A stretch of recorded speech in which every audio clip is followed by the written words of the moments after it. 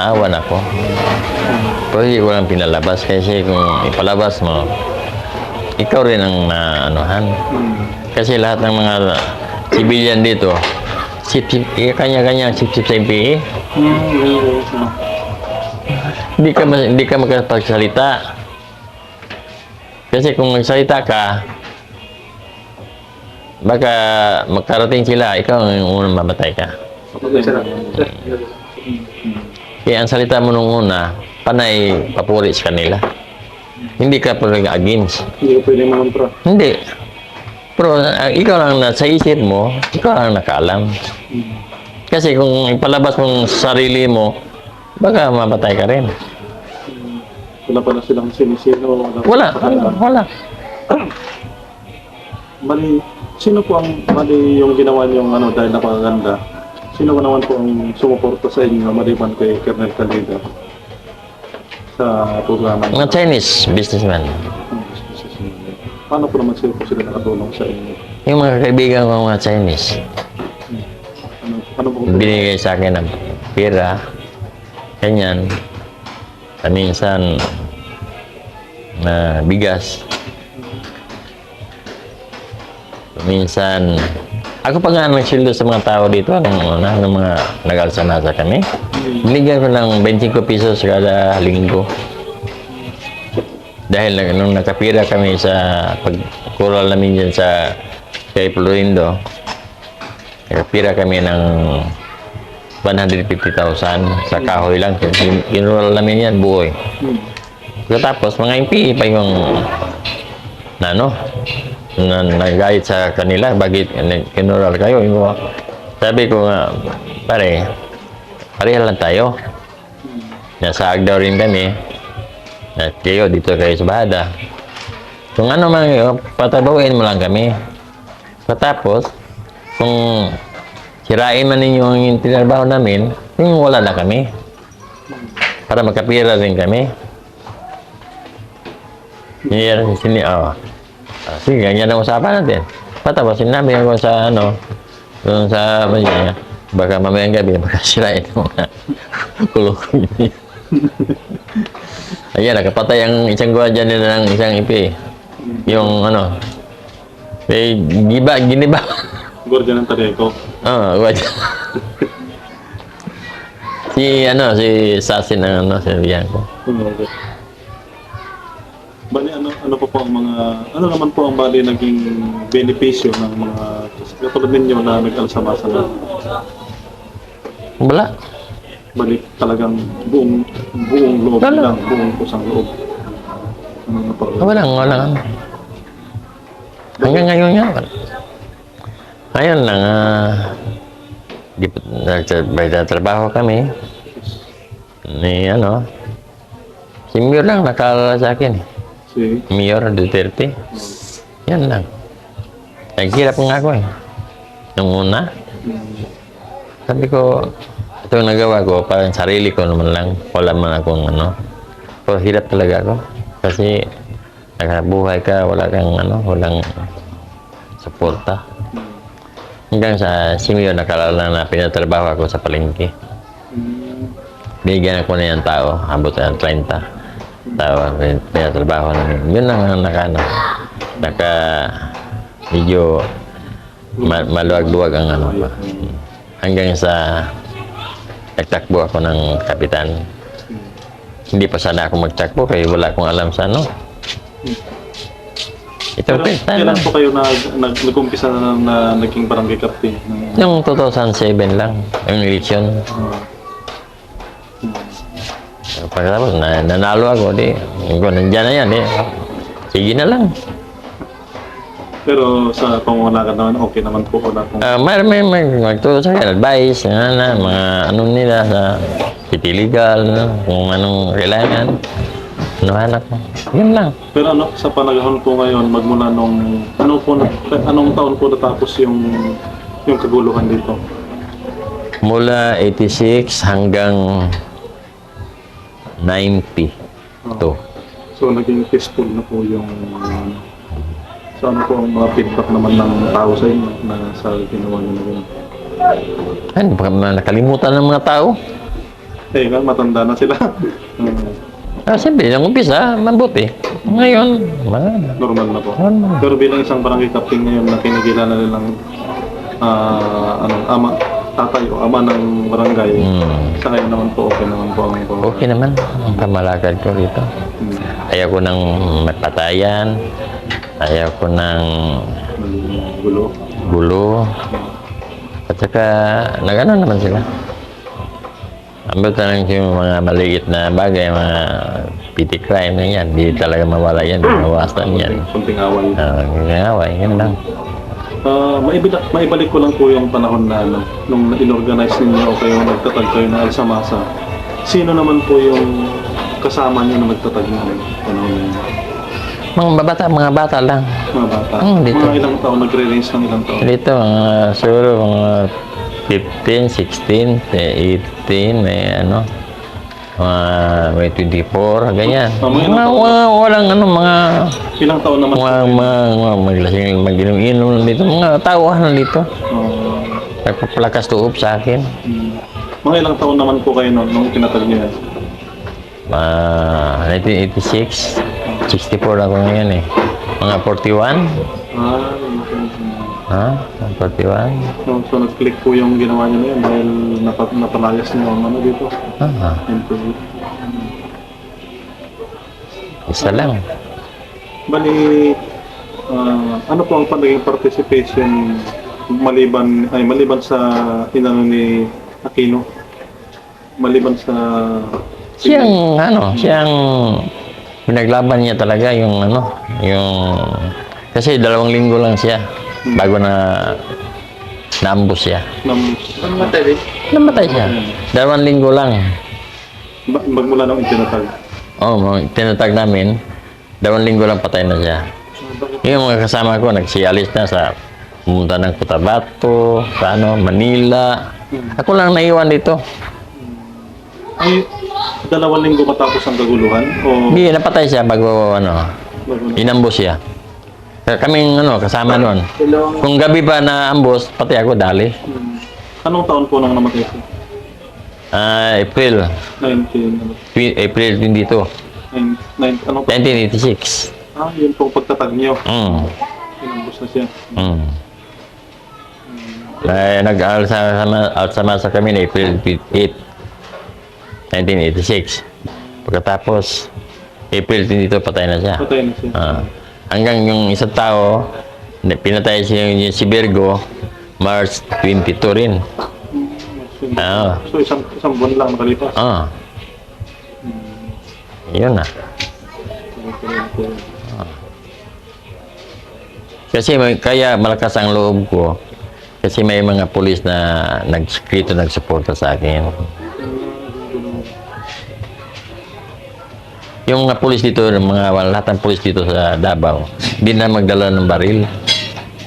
Tatakot na sila kung may dito. Makita sa MP, walang baril ang mga pulis dito. Mayroong pulis na lumayas, pumunta ng Manila, pumunta ng Cebu. Pagka peaceful na, bumalik pagka-pulis. Yun. Tinakasan nila yung gaguluhan. Pero bilang isang namuno ng Alsamasa, ano po naman ang nasa isip niyo? Hindi ba kayo natakot? O ano naman yan? Yung hindi mo ako natakot. Basta ka nasa ka na. Wala kang takot na Balik kayo lang pala dalawa lang po pala kayo na nag-organize niyan. Kayo sa kasi Aquino. Dinala ko doon sa kay Aquino. Kay Wilfredo Aquino. Dinala ko doon. May nag-isip na ko ng pamaraan. Kaya lang, malapit si Bibi Aquino sa amin, dinala ko sa kanya. Nagtatag kami. Sino pong Baby Aquino? Wilfredo Aquino. Siya ang Baby Aquino. Wilfredo, Bibi. Wilfredo. Bibi ang tawag niya sa kanya. Sa inyo naman po, di ba ang pangalan niyo? Boy Ponsa. Boy Ponsa. Yun po ang inalias ninyo sa inyo. Wala noon. Ang pangalan ko noon ng Rolando Cagay, wala na, nawala na. Wala. Ngayon. Boy Ponsa ang ginagawa. Kaya nagtaka nga sila. Sino ba si Rolando Cagay? Sabi nga, si Boy Ponsa, siya, ikaw pala. Hindi ko alam na kayo yun. Hindi ko man pinalam kung ano, hindi magtanong, hindi ko man sasabihin. Kung ano. Low profiling nga ako eh. Kahit nasa City Hall, Oh. maraming hindi nakakilala. Alam lang nila. Alam nila Boy Ponsa, alam nila. Bakit naman mo naman po naisip yung pangalan na yun? Kasi marami kasing boy dito. Hmm. Abot ng 15 yata, boy. Hmm. Ngayon, ang Boy Ponsa na yan, yung Ponsa na yan, pangalan ng mama ko. Oo. Kaya para madaling makilala kung sinong boy, kaya ang mama ang ano niya. Anak ni ano, si Boy Ponsa, anak ni Boy Ponsa.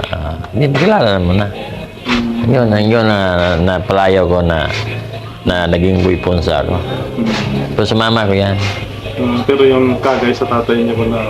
Hindi, alias yan, Boy ang ano ko, tawag na sa akin. Pero tapos ang mama ko, Ponsa. Oh. Kaya tinawag ko Boy Ponsa. Kaya marami kasing boy dito. Hindi malalaman kung sinong boy na hinanap mo. Yun ang ano. Ang kilalang-kilala pala dito yung apelido ng nanay niyo. Di, pangalan ng mama, Alfonsa Cagayal, Alfonsa Lumba. Alfonso pangalan ng nanay niyo. Kaya Ponsa ang tawag.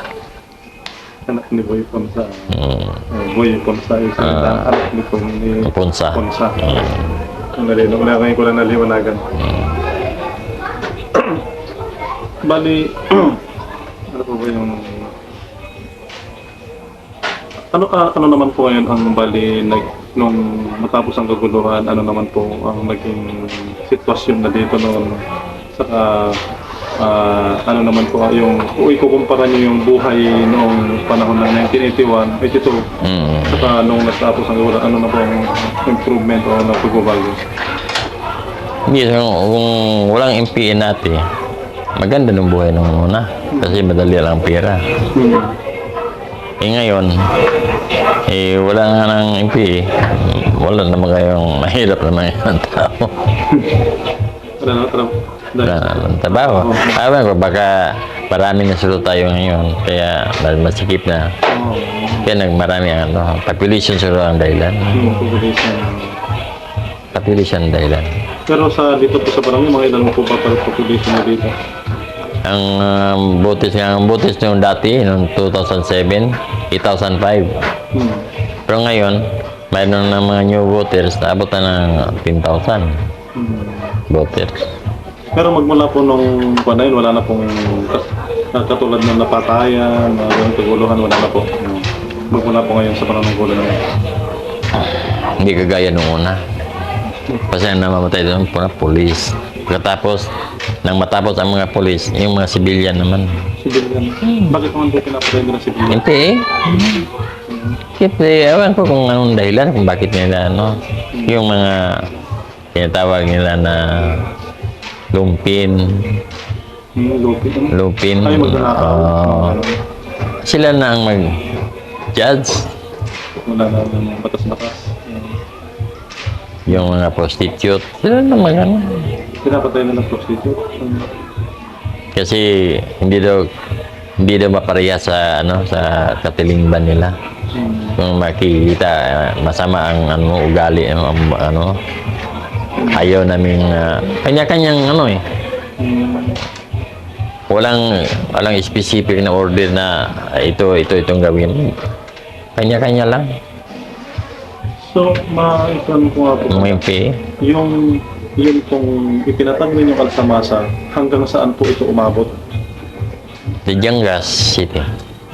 Pwede po ba yung sabihin yung mga distrito o lugar na sunod-sunod na? Doon kami nag-speaker ako doon sa Bula. Saan po? Sa Bula sa Jangas. Yun lang. Doon sa panahon ni Antonino. Sino naman po ang bali na muno doon? Sila na. Hindi niyo po kilala. Kaya pumunta lang kami doon. Hindi niyo po kilala kung sino ang pinuno ng Alsamasa doon. Kalimutan ko na, ha? Yung sa Osamis, anong naging... Yung sa Osamis, gusto silang sa amin. Ang kanila, sila, kuratong ang nila. Kuratong nila? Oo, di yung pero basta kay anti-communist, wala akong problema. anti-communist. Hmm. Isang tanong pa po sa dito sa Agdolon. Paano po pagka ang ginagawa niyo pagka may dumating na NPA nung araw na identify niyo kilala ng tao? Paano po ginagawa niyo? Ano kayo pa yung mga tao? O paano po ginagawa na nila pagka nakita nila? Kaya kumbinsi ko, mag-surrender. Lahat ng mga MP dito, nakilala ng mga tao, pinuntahan ko. May nag-surrender doon, punta sa Tabato, may Samuel. Ang mga magulang nila, sila ang pupunta sa akin. Sila po, lumapit po sila sa inyo mag-surrender. Kung susumahin natin o bibilangin natin, mga ilan po lahat ang surrender ng panahon na kayo ang nagkalasamasan? Marami. Kasi lahat dito sa Davao, dito sa barangay ko, aabutan ng 30. Ano po, ano? Di ba pa doon sa kabila? Dito lang po. Dito sa basta bungag daw. Hmm. Mayroong magpunta taga-Tagum, sama-sa ng Tagum. Doon na sila. Dito rin, mga gusto nila na sila. Magbalik loob. Magbalik loob sila. Kaya, kasi wala akong sawan ng mga panahon. Kasi po sa kasaysayan ng Pilipinas, nakasama na po kayo sa kasaysayan ng sa Pilipinas yung mga pangyayari na ganito. Kasi Wala man, hindi man ako na, credit. Kami naging, parang saludo kami sa yung prinsipyo niyo ba? Maraming sumaludo sa prinsipyo niyo Kahit na ngayon, kung paano ko sila inalagaan, sa panahon po kasi ngayon, napakahirap kumawag ng tao. Hirap. Ng tao. Pero ngayon, buong barangay, buong kabilang barangay, So, kung tutusin, mga ilang taon na po yung hinawakan niyo nun. Kung 60 ngayon, mga 30, 40 na sila. marami. Mga 40 years old na rin sila. Oo. Kasi 22 na ngayon eh. 22 at 23. Ngayon, mas 20 siya. Di mga 40 na sila ngayon. 30, 40. 40. Mayroong 15, mag-38 na sila ngayon. So, itong mga kabataan ngayon na nandito. Ito ang mga bata pa ito. Mga anak na nila. Mga anak. Anak ka po. Siguro. Kasi 23 na ngayon eh. Dalawang dekada na nagalipas eh. Diba? Pero kung sakali po, pwede kami maka-interview kahit isa o dalawa lang na naging tauhan ninyo. No? Pwede po kasi sa inyo po, medyo tapos naman na. May bakante pa naman po yun. Okay na.